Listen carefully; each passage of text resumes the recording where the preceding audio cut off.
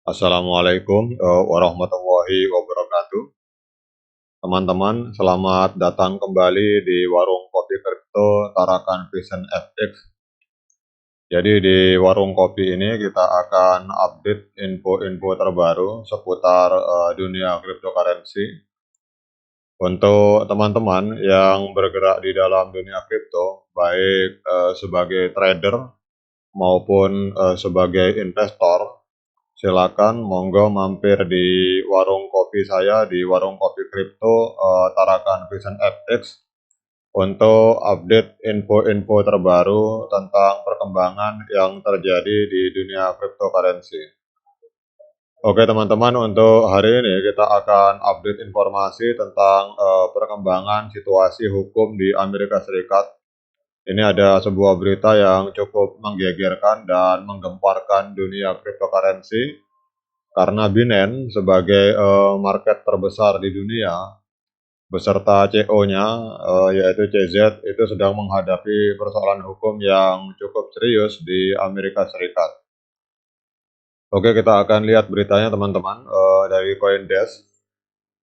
Jadi Badan Pengawas Perdagangan Berjangka Komoditi Amerika Serikat yaitu CFTC mengajukan tuntutan hukum terhadap bursa kripto terbesar di dunia yaitu Binance karena dituduh melanggar undang-undang bursa komoditas. Jadi tuntutan hukum itu melibatkan CO Binance yaitu CZ dan sejumlah pegawainya. Dalam dokumen pengajuan tuntutan hukum tersebut, Binance dituduh telah melanggar larangan dari CFTC karena memfasilitasi perdagangan derivatif tanpa terdaftar, serta melanggar persyaratan anti pencucian uang dan anti terorisme. Kemudian juga kita lihat di sini dalam selain itu juga Binance diduga tidak menerapkan sistem pengamanan geofencing untuk mencegah pelanggan dari negara-negara terlarang. Dalam dokumen itu juga disebutkan bahwa beberapa individu dan entitas yang terkena sanksi internasional seperti Iran dan Korea Utara juga melakukan perdagangan di bursa tersebut. Selain itu, dokumen itu juga menunjukkan percakapan internal yang mencurigakan di antara pegawai Binance, termasuk mantan Kepala Kepatuhan Samuel Lim yang diduga memberi petunjuk kepada karyawan untuk meminta pelanggan Amerika Serikat untuk menyembunyikan lokasi mereka dengan menggunakan VPN. Binance diduga menugaskan seorang karyawan untuk menjadi pejabat pelaporan pencucian uang dan menulis laporan palsu untuk menyembunyikan betapa buruknya program kepatuhan mereka dari mitra bisnis mereka seperti Paxos. Kemudian kalau kita lihat teman-teman, CFTC juga meminta pengadilan untuk menghentikan Binance dari pelanggaran lebih lanjut terhadap Undang-Undang Bursa Komoditas, serta mengenakan denda moneter sipil, larangan perdagangan, larangan pendaftaran, dan disgorgement terhadap Binance. CO Binance juga dituduh, CO Binance kita tahu teman-teman yaitu Changpeng Zhao juga dituduh sebagai pemilik langsung atau tidak langsung yang melakukan aktivitas perdagangan di platform Binance serta pemilik langsung atau tidak langsung dari 300 akun Binance yang terlibat dalam perdagangan melawan pelanggan Binance. Jadi dalam tuduhan ini teman-teman dikatakan bahwa CO Binance atau CZ itu secara diam-diam memiliki 300 akun Binance yang trading melawan arah dari ribuan pelanggan Binance. Jadi kalau pelanggan Binance misalkan melakukan buy, itu 300 akun Binance akan melakukan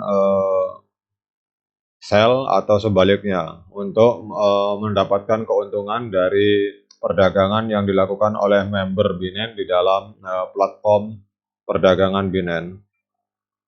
Namun tuntutan hukum ini kemungkinan juga telah diduga oleh Binance. Pada Februari 2022, Patrick Hillman, seorang kepala strategi Binance, mengakui bahwa Binance sedang diselidiki oleh beberapa regulator dan diharapkan membayar denda untuk mengakui pelanggaran regulasi di masa lalu.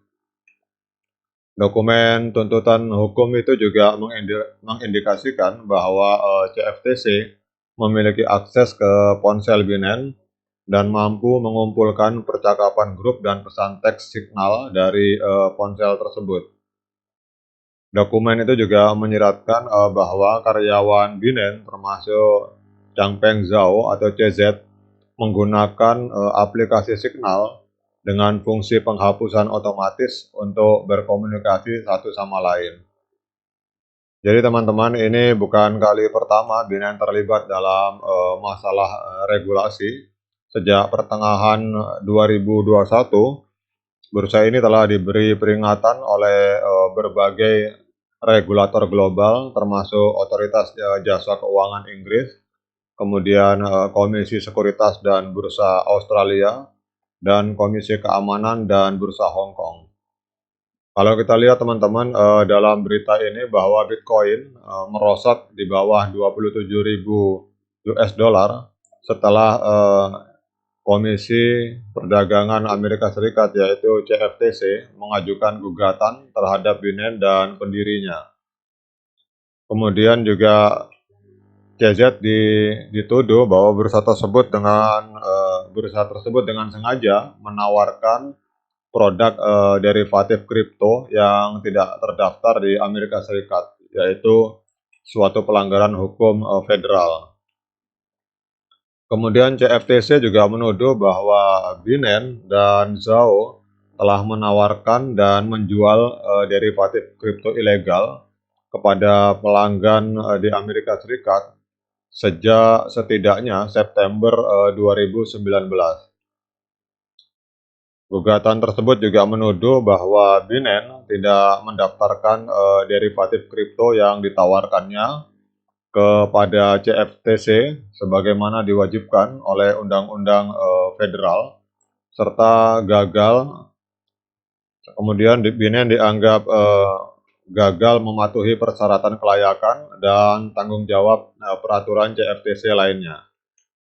CFTC juga menuduh bahwa Binance berusaha mengelabui otoritas regulasi Amerika Serikat dengan mengendalikan sejumlah entitas yang terdaftar secara resmi di luar Amerika Serikat, seperti Binance Holding Limited, kemudian